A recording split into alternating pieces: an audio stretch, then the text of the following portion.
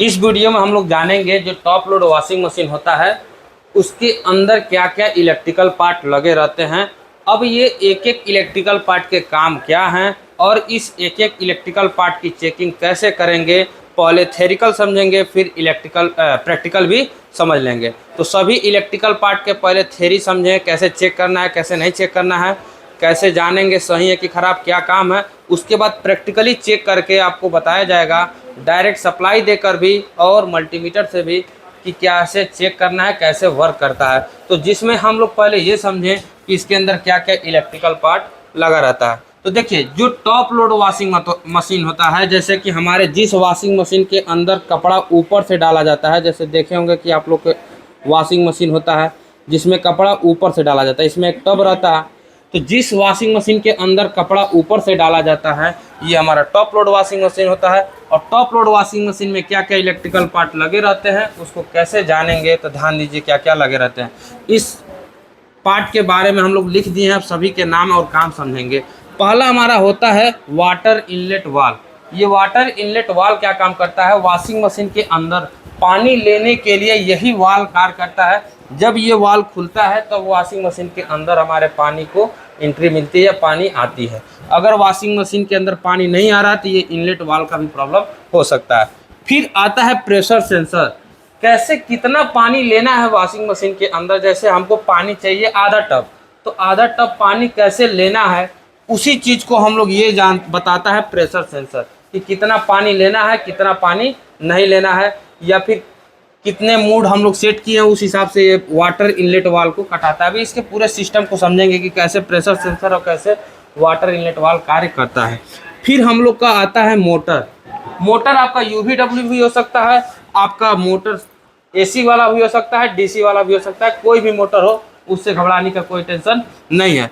Motor हम लोग एक एक करके समझेंगे। ये मोटर क्या काम करता है, जैसे इस वॉशिंग मशीन के अंदर जो टॉप लोड वॉशिंग मशीन होता है उसमें वॉश प्लस स्पिन ड्रम, एक ही ड्रम रहता है जो वॉशिंग मशीन को उल्टा और सीधा घुमाने का भी काम करता है, कपड़ा सुखाने का भी काम करता है, पल्सेटर घुमाने का भी काम करता है। तो ये जो नीचे मोटर लगा हुआ है इसी मोटर की यहाँ बात किया जा रहा है। जो हमारा ये मोटर AC भी हो सकता है और DC भी हो सकता है। फिर हमारा इस मोटर को अगर AC मोटर है तो इसमें हमको लगाना पड़ेगा कैपेसिटर। तो इस मोटर को चलाने के लिए हमारा लगता है क्या, कैपेसिटर।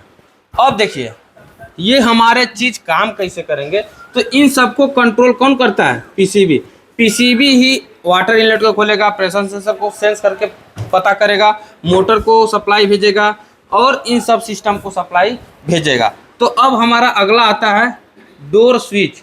डोर स्विच का काम क्या है, जैसे हमारे वॉशिंग मशीन के दरवाजे को उठाएंगे वैसे हमारा मोटर क्या होता है, रुक जाता है। सैमसंग में ज़्यादातर डोर सेंसर भी देखने को लगे हुए मिल सकते हैं, तो ये हमारा डोर सेंसर भी उसके अंदर इनबिल्ट रहता है। इस तरह से हम लोग समझे हैं कि इसके अंदर क्या क्या पार्ट लगे रहते हैं। अब एक एक पार्ट के बारे में समझेंगे कि इसके अंदर कौन सा पार्ट कैसे काम करता है।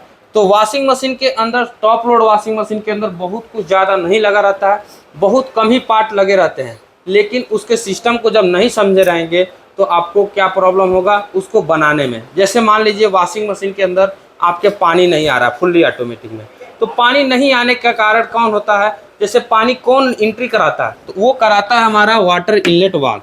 अब इसको चेक करना आना चाहिए, डायरेक्ट चलाना आना चाहिए। तब में पानी नहीं आ रहा है तो इसके कारण ज़्यादातर होता है। हो सकता है पीसीबी इस पर सप्लाई ना भेजता हो। अब वॉशिंग मशीन में हमेशा पानी लेते रह रहा है, वाटर इनलेट वाल्व बंद नहीं हो रहा है, तो हो सकता है वाटर इनलेट वाल्व डायरेक्ट हो गया हो, पीसीबी डायरेक्ट कर दी हो, या फिर हमारा प्रेशर सेंसर ही खराब हो गया हो। जो प्रेशर सेंसर हमारे वॉशिंग मशीन को टब के अंदर कितना पानी है कि नहीं है उसको सेंस करके पीसीबी को बताता है, क्या पता पीसीबी को ये बता ही नहीं रहा हो। तो इस कंडीशन में हमारा पानी हमेशा लेता रहता है। उसके बाद वॉशिंग मशीन में हो सकता है कपड़ा भी ना धुले, तो मोटर चलेगा तभी तो कपड़ा धुलेगा। हो सकता है मोटर ना चलता हो, अब मोटर क्या पता कैपेसिटर के कारण नहीं चलता हो। ठीक है, कभी कभी इस वॉशिंग मशीन के अंदर एक फ़ायदा हो जाता है कि जो भी फॉल्ट रहता है कंपनी का, हर कंपनी का अलग अलग एरर कोड आता है। सभी एरर कोड जो होते हैं वो हर कंपनी के अलग अलग होते हैं। उस एरर कोड से हमको पता चल जाता है कि क्या वॉशिंग मशीन के अंदर फॉल्ट है, क्या नहीं फॉल्ट है। इसके लिए प्ले स्टोर पे भी बहुत सारे एरर कोड है, जैसे ऑल एसी एरर कोड, मतलब ऑल एरर कोड जो होता है उसमें एसी का भी आ जाएगा, फ्रिज का भी आ जाएगा, वॉशिंग मशीन का आ जाएगा। उस ऐप को डाउनलोड कर लेंगे, गूगल प्ले स्टोर पे मिलेगा, आप डाउनलोड करके भी जान सकते हैं। इस तरह से हम लोग ये समझे हैं कि सेमी जो टॉप लोड वॉशिंग मशीन होता है उसके अंदर क्या क्या इलेक्ट्रिकल पार्ट लगे रहते हैं।